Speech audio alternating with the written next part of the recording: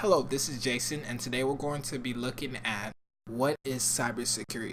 In this video, we're going to be looking at the career path, the salary, in order to allow you to make a better choice for a career path after college or after high school.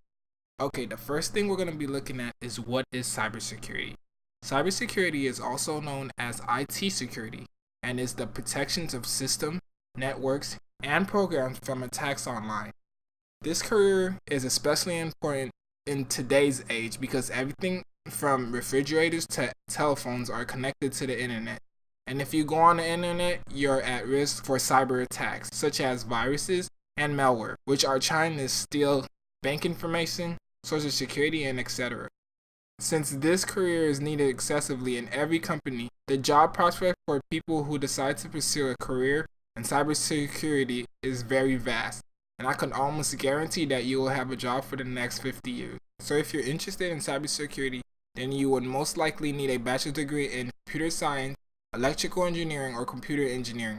These degree programs give an emphasis in hardware and software, which are both needed in order to fight cyber attacks. A certification may also be needed.